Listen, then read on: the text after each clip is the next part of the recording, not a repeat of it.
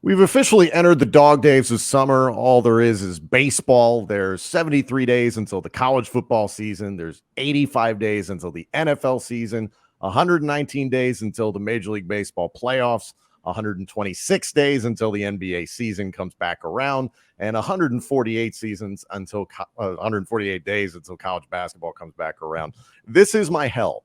This is when all there is baseball, Jourdan, because I love football so much.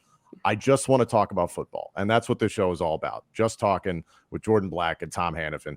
I just want to talk about football. Am I the only person that, like, we get into this time of the year and it's like, let's fast forward. Let's try and get to the good stuff. And as a part of it, Jourdan, it feels like there's all these topics that will come up, especially with the NFL, that kind of get blown out of proportion. And it's just trying to fill a news cycle. This is like brings me back to traditional sports broadcasting when you're trying to usually you're like, oh, can I have 4 minutes? You know, you're begging the weather person. You don't have anything serious, right? News. You don't need to talk about that traffic delay. And you're begging for 4 minutes instead of your 2 minutes. But in June and July, you're like, how do I fill that 2 minutes? Is there a water skiing squirrel? Can I throw him in the sports segment? For someone who grew up in a baseball family, I can deal, but I am so eager for football season. Once we get under that 100-day mark, I feel like we're so close. I know. We can taste it, but it's still the off season. And like you said, we have some stuff to talk about because some stuff is going on because, I mean, they're doing the things. They're doing the things. Yeah, that's a very good way to put it. The thing this week was what is going on with Stefon Diggs and the Buffalo Bills. So some of you may have seen that on Tuesday. He reported to the facility after having done his physical on Monday and then basically left the facility Tuesday after meeting with the head coach, Sean McDermott, the GM. Not exactly sure what really happened. That's the thing, is that they're not really coming out and saying from Orchard Park exactly what happened with Stefon Diggs. There are assumptions that he's unhappy with his situation in Buffalo, but there are a lot of people pointing at, Jourdan, the fact that he got paid last offseason substantially. He's one of the top 3 highest paid wide receivers in the NFL, and he's under contract for 6 seasons beyond when he signed his extension in 2022. So a lot of people are naturally pointing to, okay, well, it can't be money. So maybe it's something to do with how the Bills have just kind of disintegrated as the back end of these seasons have gone down. To me, Jourdan, I felt like this was, again, kind of like what we were just talking about. This felt like the media just trying to blow something out of proportion because there's nothing really there. He was back in practice yesterday, and everybody, and his agent included, said he's going to be good to go for minicamp. So I don't know. What did you think? Well, it was funny because we had our whole storyline planned if he's not going to be at minicamp, right? And then we had a text chain going, and I'll pull it up because it was like we get this alert from ESPN that was like, oh, he's back, right? So it was so short-lived. But, you know, I disagree slightly because I don't think it was blown out of proportion. You know, he's not going to be on the Bills. I will say there's something going on chemistry-wise because this is what weirded me out, I will say. From a media perspective, for Sean McDermott to say yesterday that he was very, very concerned because he said it twice. Yeah. Right. And then he said that he excused him. But coaches are always so coy and they know they're media trained and they know what they're doing and they know what they're saying. And then you say that you're very concerned, but you excused him, but that nothing's going on. And if we all recall and we all remember the last time we saw them, they were licking their wounds after that upset to the Bengals. And the last time we saw them, Stefon Diggs was yelling, is a polite way to put it, at Josh Allen. So then yesterday or 2 days ago, whenever it was, Josh Allen says, we've got some work to do and I can get him the ball more and we have, to work something out and I'll take responsibility for it. So is he going to be on the Bills? Yes. Is he at minicamp? Yes. Could there be something personal going on that's not football related? Yes. But is there also a chemistry issue? I think so. I think the issue is that it's kind of Stefon Diggs against the world when it comes to that offense. Yes, Josh Allen is fantastic, but for some statistical reinforcement here, in his first 9 games last season, 72 catches on 98 targets, 985 yards, and 7 touchdowns. Solid. Awesome. The 9 games that followed, 47 catches, 74 targets, 4 touchdowns. It was noticeable, especially in the playoffs, that For some reason, the Bills just weren't going to Stefon Diggs. And let's be very clear, this receiving core after Gabe Davis is very, very thin. Isaiah Mhm. McKenzie is off to the Colts. I can understand people pointing to, well, they drafted Dalton Kincaid out of Utah and they can run a 2 tight end set with Dawson Knox. Dawson Knox had a great season last year. Personally, I think A, he wants more touches, which I completely Mhm. understand. And B, I think he's like, get me some freaking help. Gabe Davis Right. is a 2 or a 3, depending on what offense you put him in. I don't know even if this situation, Jourdan, was just, oh, the guy had a personal problem with something completely unrelated to football and he had to go Yeah. home for a minute. Yeah, it could be that, or it could even be, something someone did. I mean, I feel like there's kind of a locker room issue that we don't. I mean, I do feel like He there's did some this piece in of the Minnesota. story. That's why Yeah, people I think are blowing it out of proportion. It's because yeah, he got unhappy in Minnesota and he wound up in Buffalo, but that's been pretty good so far. right.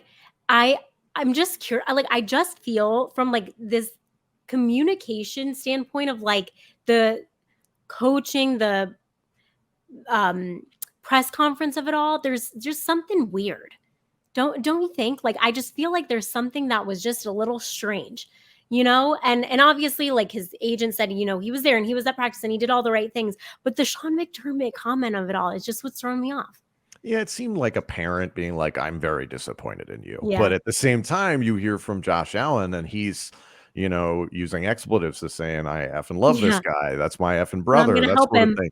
And it seems an extreme thing to say in June when it's like, "Hey, like we're not even into training camp yet. We're not even really into preseason ball yet." So if there's a substantial problem right now, it's I don't know, it's concerning. The fact that he was back was great, but I don't know. I personally think this was really just blown out of proportion.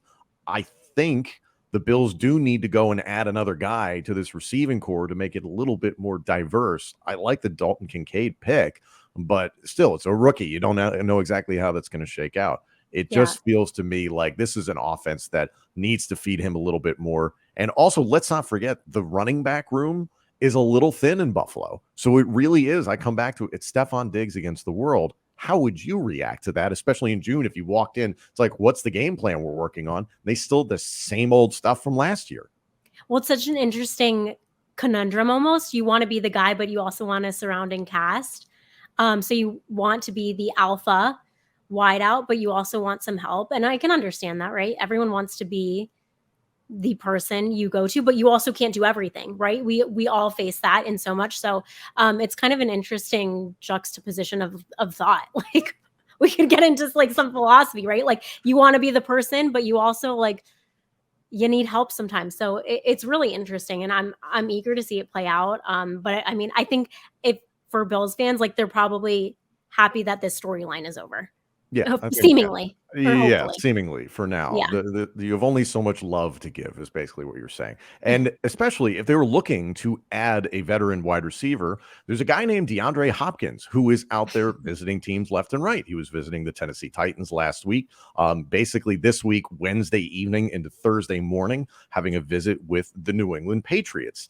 This is these seem like some interesting landing spots to me, Jourdan, Yeah. because if I'm DeAndre Hopkins, you just turned 31 years old on June 6th, and the last 2 seasons have not been good because of the myriad of health problems. He's had 127 targets or more for nearly 8 seasons straight between the Houston Texans and the Arizona Cardinals, and has had some phenomenal years, but the injuries seem to have stacked up. There's people around the league that are saying he has lost a step. Some of his physical tools have waned, which is normal at 31 years old in the National Football League at wide receiver. It's to be expected. I think the choices by him and his representation to visit the Titans and the Patriots to be odd because I don't think either team is winning anything this year.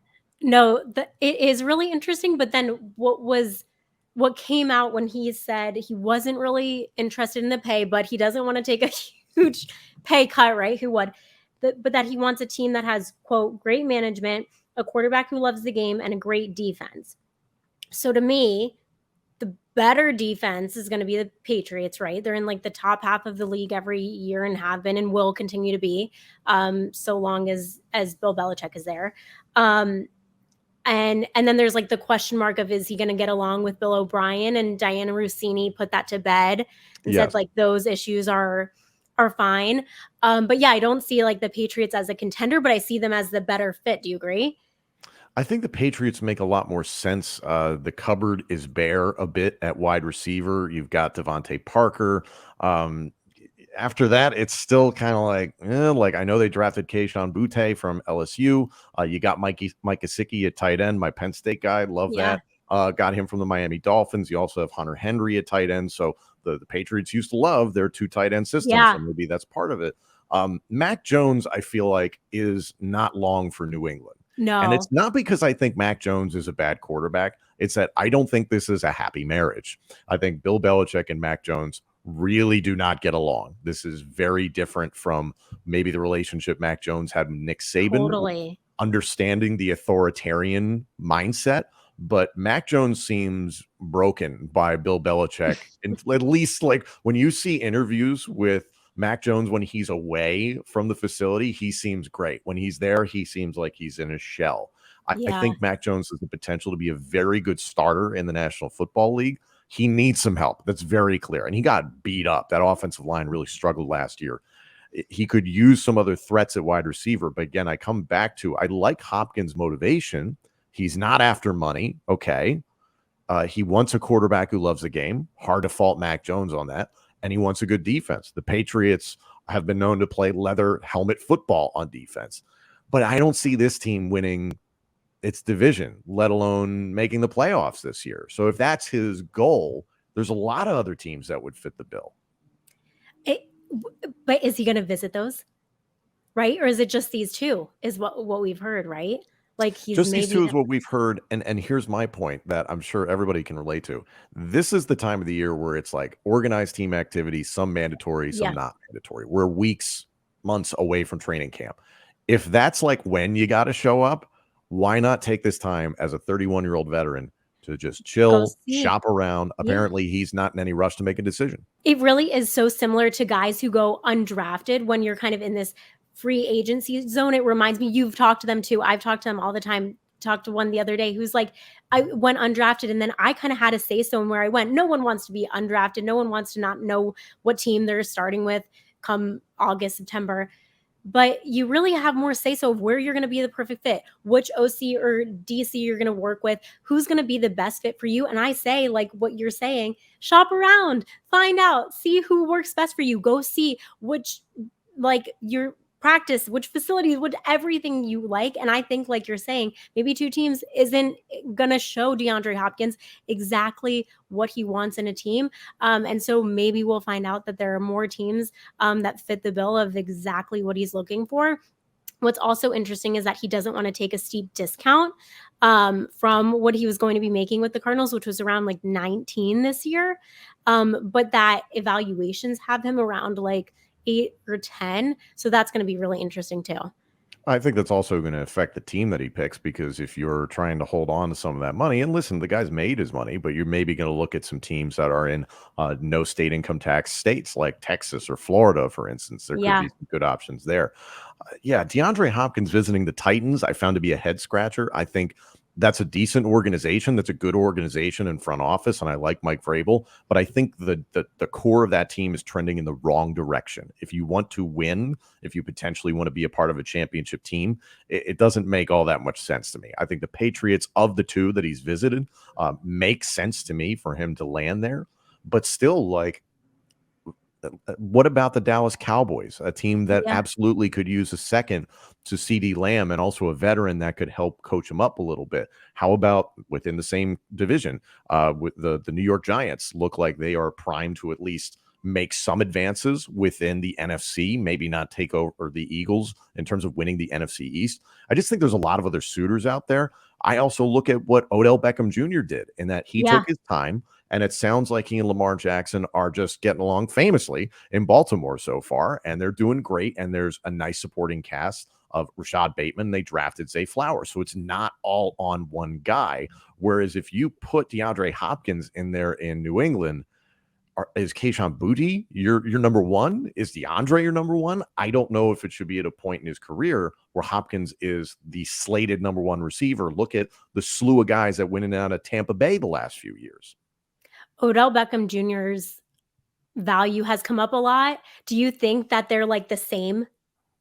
No, because Odell, mind you, missed basically a year and a half of football. Yeah. Now, granted, he was away and was able to heal up. DeAndre Hopkins, it's been on the hamster wheel, on the hamster wheel, Yeah. on the hamster wheel, and only brief breaks here and there.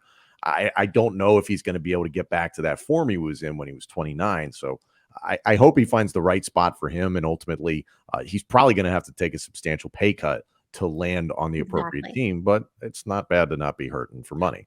Also, what you said about the Titans on a team that's on the up and up, he wants to go to a team with a great quarterback, and it's not that Ryan Tannehill isn't a good quarterback, but he's on his way out. Like, right? Like, it's not. I mean, it's not.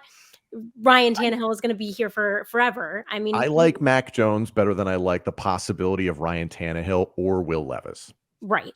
Mm-hmm. Yeah. Will Levis didn't get drafted when he thought he was going to for a reason, right? We'll leave it at that. I agree. As a Penn State guy, I have a very good understanding of why.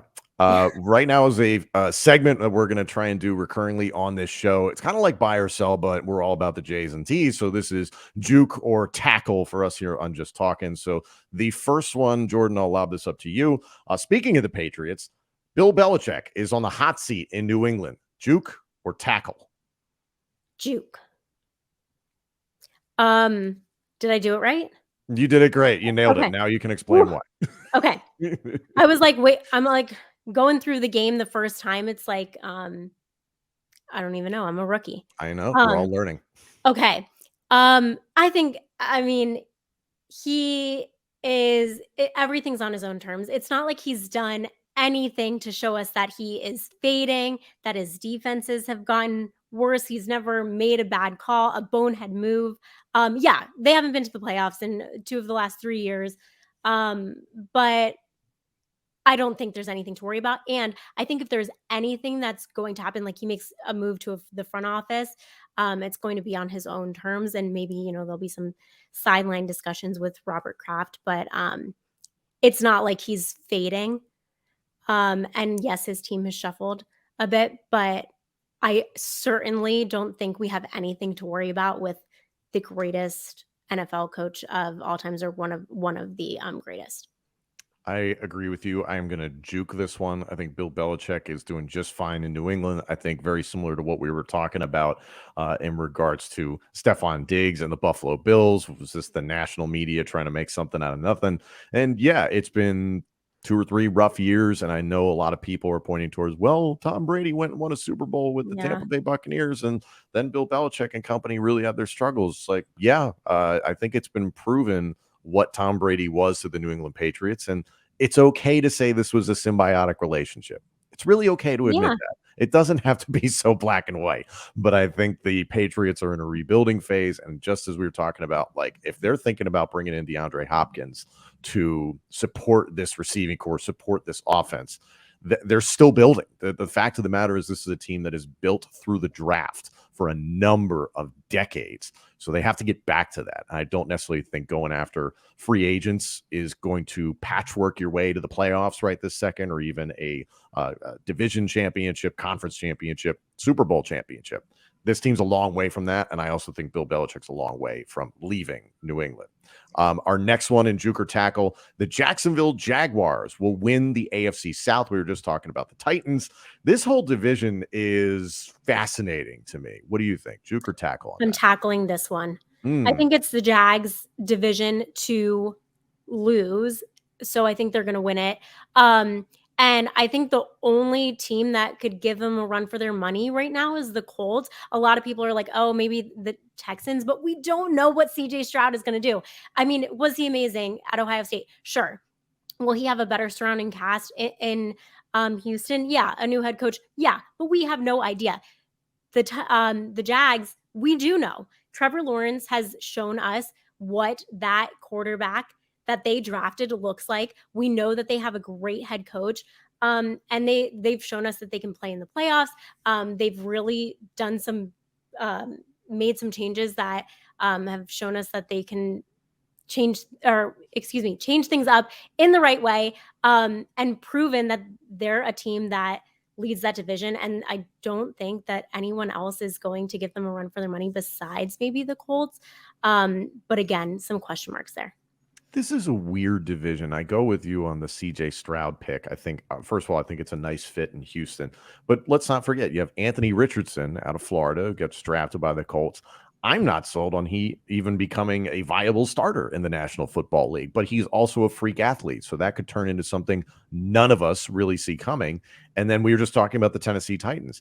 I kind of expect Ryan Tannehill to get supplanted by Will Levis very quickly into this season. How many weeks, I don't know. But it just seems like a murderer's row of young quarterbacks who are unproven and untested. So when that comes up, it just means that the entire division is going to be unpredictable. So who do you like? You like the Jacksonville Jaguars because they have the least amount of unpredictability. Trevor Lawrence has proved himself to be a very good starting quarterback in the National Football League and is still developing. And it seems like Doug Peterson, again, my former Philadelphia Eagle guy, I think he's far and away the best coach in the division. So they seem to be geared in the right direction with this entire thing, and a slew of young quarterbacks, like I mentioned. I don't necessarily like that for the rest of the division. Wrapping up Juker Tackle here, our final one. This one is in the NFC South. Number 1 overall pick, speaking of young quarterbacks, Bryce Young and the Panthers will make the playoffs. Juker Tackle. I'm juking this one. I really like Bryce Young. I believe in him. And I think that a lot of Alabama quarterbacks have in recent years set the precedent to do great things in the NFL. You have Mac Jones, you have Tua, but he does not have a surrounding cast around him. And he might have had better ones at Alabama. I think it's safe to say he's had better ones at Alabama at that level, considering the just at least right now the stockpile of number 1 wide receivers. Yeah, I think Carolina is going to sneak under the radar for a lot of people. Miles Sanders, you're tackling. I am tackling this. Okay. I am tackling the number 1 overall pick, Bryce Young, and the Panthers making the playoffs, because you look at the rest of that division, especially the Falcons are not going to do much. This is going to be a rough season for Tampa Bay if Baker Mayfield or Kyle Trask is the starting quarterback. That's going to be difficult. And the New Orleans Saints, I think, with Derek Carr, have the chance to put up a lot of points, but maybe not play the best defense. So that could be a shootout. So I go between the Panthers and the Saints. I like the Panthers defense a lot better with Brian Burns. And I think there's a sneaky good wide receiver and tight end core for the Panthers that, yes, DJ Moore got traded to the Bears, but I think Bryce is going to have a little bit more to work with. What do you think? I'm waiting for it to be seen. And I really like him as a quarterback. I think he's deserving of the number 1 pick, but I need to see how he fares in the NFL. And I still think, like a lot of people, were worried about his size a little bit. And that changes in the NFL, right? You have different strength coaches and, we will see. But he's going to be tested, right? And he's going to be tested early and often. So, like I said, I believe in him. I don't know if I believe in him against that division. Fair. Frank Reich has said Andy Dalton is going to be the starter week 1. We'll see if that remains true. This has been Just Talking. We are desperate for football season, as you can tell. We'll be back again soon. She's Jourdan. I'm Tom. Thanks for tuning in.